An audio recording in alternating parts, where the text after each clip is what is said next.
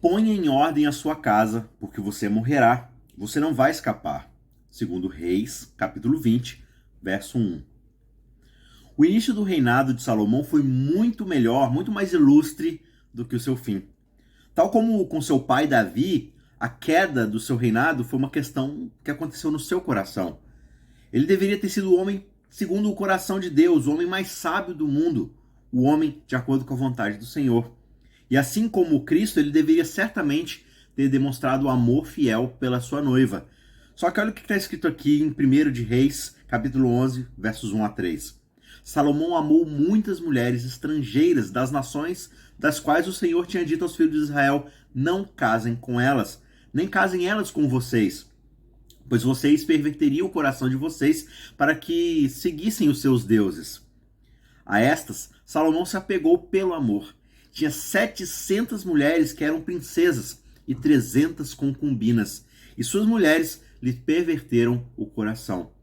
Agora imagine isso aqui, um homem com mais de 1000 sogras. Com certeza esse era o fim da picada. E depois da morte de Salomão, o seu reino entrou numa guerra civil e foi dividido. E aí a gente tinha agora o Reino do Norte, com 10 das 12 tribos, que ficou conhecido como Israel, e era governada por Jeroboão. E depois dele vieram mais 20 reis, todos eles considerados como maus nos livros de 1º e 2º Reis. O Reino do Norte, no fim, acabou sendo levado para o exílio pelos assírios invasores. E do outro lado a gente tem o Reino do Sul, as tribos de Judá e de Benjamim, que ficaram conhecidos como Judá e foram governados por Roboão, e depois dele também vieram 19 reis. Eles fizeram um trabalho um pouco melhor do que seus primos lá do norte, mas mesmo assim, dos 20, apenas 8 deles foram considerados como bons, segundo a Bíblia. Eventualmente, eles também foram levados para o exílio pelos invasores babilônicos. A nossa frase de hoje, ela acontece 200 anos depois do reinado de Salomão. Ezequias foi o rei de Judá 13 gerações depois do próprio Salomão. E ele começou seu reinado aos 25 anos.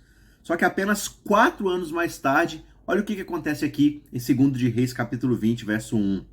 Por esse tempo, Ezequias adoeceu de uma enfermidade mortal. O profeta Isaías, filho de Amós, foi visitá-lo e lhe disse: assim diz o Senhor, ponha em ordem a sua casa, porque você morrerá, você não vai escapar. Ezequias implora ao Senhor e recebe essa resposta aqui do profeta em 2 Reis, capítulo 20, verso 5.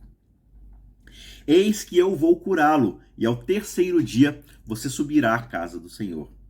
É interessante que essa frase transborda com a relevância, a importância do tema da ressurreição. Mas é apenas quando nós lemos o capítulo seguinte que nós nos damos conta do quão crucial foi essa cura. Vemos que não foi apenas Ezequias. Vemos que não foi apenas Ezequias que foi salvo da morte. Foram-lhe concedidos mais 15 anos. Mas quando finalmente ele morreu, foi o seu filho Manassés, que tinha apenas 12 anos, que assumiu o reinado. A gente nota subitamente que quando adoeceu, Ezequias estava sem filhos. Se ele tivesse morrido, a semente de Davi teria morrido com ele. E assim o Senhor levanta a semente de Davi ao terceiro dia. Em nome da casa do Senhor, ele é misericordioso e poupa Ezequias. Só que apenas durante 15 anos. Em breve, com certeza, Ezequias vai morrer. E a sua casa terá de ser posta em ordem novamente. Tal como as dos seus filhos depois dele, assim vai se suceder. Ao considerarmos esta linha de reis, podemos pensar que são apenas homens que reinam, mas não. Quem reina, de fato, é a morte. Até Jesus, a semente de Davi, descerá até a morte, até a sepultura. Mas a sua morte é a morte mortal.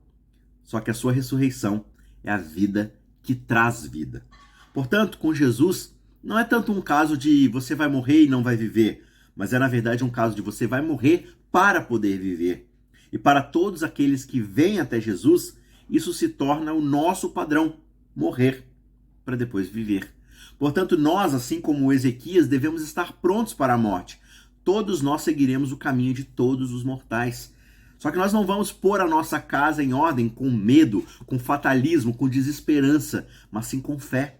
Nós confiaremos nós mesmos ao Rei ressuscitado que diz: porque eu vivo, vocês também viverão.